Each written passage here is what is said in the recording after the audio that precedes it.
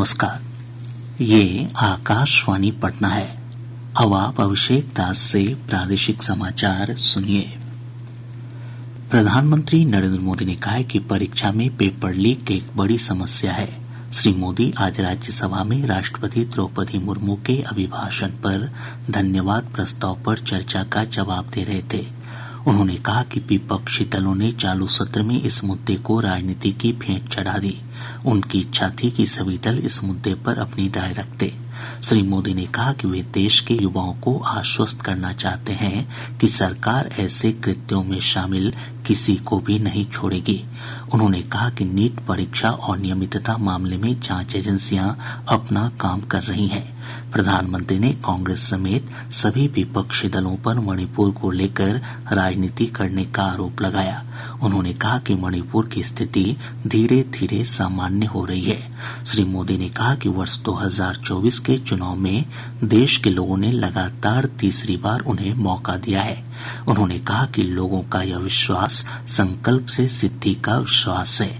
प्रधानमंत्री के भाषण की शुरुआत के बाद से ही विपक्ष लगातार हंगामा करता रहा। बाद में विपक्षी सदस्यों ने सदन से वॉकआउट कर दिया। राज्यसभा की कार्यवाही अनिश्चितकाल के लिए स्थगित कर दी गई है।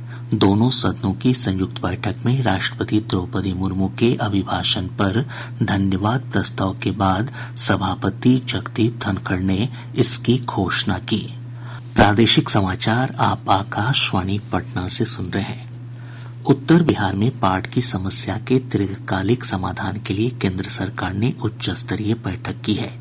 राज्यसभा सांसद और जदयू के कार्यकारी अध्यक्ष संजय कुमार झा ने बताया कि इस बैठक में वित्त मंत्री निर्मला सीतारामन, विदेश मंत्री एस जयशंकर और जल शक्ति मंत्रालय की सचिव देवश्री मुखर्जी शामिल हुई। श्री झा भी बैठक में शामिल थे और उन्होंने बाढ़ के निदान के लिए कई सुझाव दिए। मुख्यमंत्री नीतीश कुमार ने आज राजस्व और भूमि सुधार विभाग में विभिन्न पदों पर चयनित 9,888 अभ्यर्थियों के बीच नियोजन पत्र का वितरण किया। इनमें विशेष सर्वेक्षण सहायक बंदोबस्त पदाधिकारी, सर्वेक्षण कानूनगो और सर्वेक्षण अमीन के पद पर चयनित उम्मीदवार शामिल हैं। पटना के संवाद भवन में आयोजित कार्यक्रम में विभागीय मंत्री दिलीप कुमार जायसवाल समेत अन्य गणमान्य लोग भी उपस्थित रहे। वहीं जिला मुख्यालयों में प्रभारी मंत्री और जिलाधिकारी ने नियोजन पत्र प्रदान किया। राज्यपाल राजेंद्र विश्वनाथ आर्लेकर ने कहा है कि वर्ष 2047 तक भारत को विकसित राष्ट्र बनाने में शिक्षा व्यवस्था का महत्वपूर्ण योगदान होगा। श्री आर्लेकर आज पटना स्थित राजभवन में राज्य के विश्वविद्यालयों के कुलपतियों के लिए आयोजित 1 दिवसीय कार्यशाला को संबोधित कर रहे थे। मानसून के प्रभाव से प्रदेश के अधिकतर हिस्सों में बारिश का सिलसिला जारी है। पिछले 24 घंटों के दौरान राज्य के उत्तर पश्चिम हिस्सों में कई स्थानों पर बहुत भारी बारिश हुई है। सिवान के बढ़हरिया में सबसे अधिक 235.4 मिलीमीटर बारिश रिकॉर्ड की गई। इसके अलावा कई स्थानों पर 100 मिलीमीटर से लेकर 200 मिलीमीटर तक बारिश हुई है।